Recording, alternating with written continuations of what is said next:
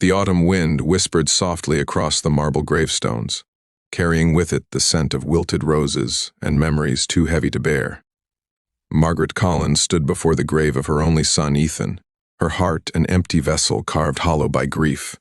3 years had passed since the car crash that took him away, yet every visit felt like reopening the wound all over again. She was a woman who once commanded boardrooms and shaped empires with her words. But in front of this grave, she was just a mother, broken, silent, and lost. That morning, she expected solitude, the quiet company of her thoughts, and perhaps the comfort of whispering to the wind. But as she approached the familiar headstone, she froze. There was someone there, a young woman kneeling beside Ethan's grave, clutching a small girl in her arms, her body trembling as if her soul were unraveling. If you believe in kindness, forgiveness, and second chances, take a moment to like, comment, share, and subscribe to Tales of Kindness. Because sometimes one story can remind us that compassion can bloom even from the deepest sorrow. The woman's sobs were raw, unrestrained, echoing through the cemetery. Her long dark hair cascaded over her face as she pressed a trembling hand to the cold stone. The little girl in her arms, no more than 2 years old, looked around with wide, curious eyes, clutching a small stuffed bear. Margaret's pulse quickened. She didn't know this woman, and yet something about the sight of her felt wrong or perhaps too right. Gathering her courage, she stepped closer, her heels crunching softly against the gravel path. The sound made the young woman turn abruptly, her face stray with tears, eyes wide with panic. For a long moment they simply stared at one another, two mothers bound by something neither could yet understand.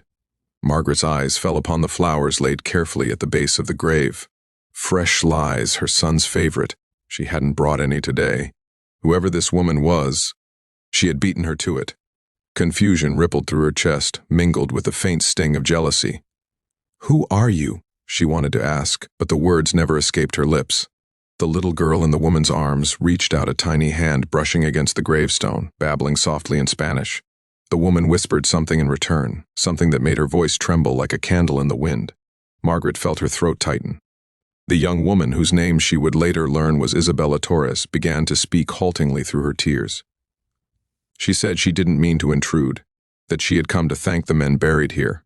Her accent was thick, her voice fragile but sincere. Margaret listened, each word landing like raindrops on dry earth. Isabella said that 3 years ago she had been 8 months pregnant, living in a small apartment in Madrid, abandoned by the child's father and too poor to survive. One cold night when she was at her lowest, she had received an email from an unknown donor, a man named Ethan Collins, offering to pay for her hospital bills and housing through a charitable foundation. He had read her story online, she said, and his act of generosity had saved her and her unborn child. Margaret's breath caught in her chest. Ethan, her Ethan. He had been working on a philanthropic startup, helping struggling single mothers across the world. A project she'd once dismissed as idealistic nonsense. Now, as she looked at Isabella, holding the child he had unknowingly saved, Margaret realized that her son's kindness had rippled far beyond what she ever knew. Isabella continued, her eyes shimmering. She said she had traveled all the way to the United States after discovering that Ethan had passed. She needed to say thank you in person to the men who had never met her, but had changed her fate. Tears blurred Margaret's vision as she took a step closer, her heart twisting between pain and awe. She remembered the endless nights she had sat in Ethan's room, after his death, wishing for a sign that his life had mattered. Now standing in front of Isabella and her little girl Lucia, she realized the sign had come. Lucia's bright blue eyes glimmered in the sunlight, a color so familiar it sent shivers down Margaret's spine.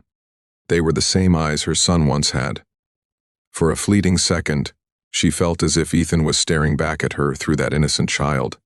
The grief that once crushed Margaret began to shift, transforming into something gentler, a quiet ache mingled with gratitude. She invited Isabella to walk with her through the cemetery garden, and as they did, they shared their stories. Margaret spoke of Ethan's brilliance, his laughter, the day she lost him. Isabella spoke of loneliness, of courage, of how one man's kindness had restored her faith in humanity. Their steps were slow, their silence heavy, yet healing. In the days that followed, Margaret found herself thinking constantly about Isabella and little Lucia. She invited them to her home one afternoon. Unsure of why, perhaps to fill the silence that had consumed her life since Ethan's passing. The sight of the little girl toddling through the house, laughing and touching everything, brought warmth to rooms that had long forgotten joy. Isabella, though humble and hesitant, began to smile again. She helped Margaret cook, cleaned without being asked, and spoke about her dreams of finding work, of building a life for her daughter. For the first time in years, Margaret felt needed. She found herself teaching Isabella English, showing Lucia old photo albums of Ethan, and slowly a bond began to form, not of blood, but of heart. Neighbors began to notice the change in Margaret. The cold, withdrawn businesswoman who once only spoke in boardroom terms now laughed at a child's jokes and shared meals with someone who reminded her what humanity truly meant. But one evening, while sorting through Ethan's old files, Margaret found something that made her hands tremble. A letter addressed to her dated just days before his death. In it, Ethan wrote about a project he had started sponsoring single mothers anonymously, and mentioned a woman from Spain who was about to give birth alone. "Mom," he wrote, "if anything ever happens to me, please promise me you'll continue helping people like her, because kindness should never die with the person who gives it." Tears streamed down Margaret's face as she held the letter to her chest. She knew then what she had to do.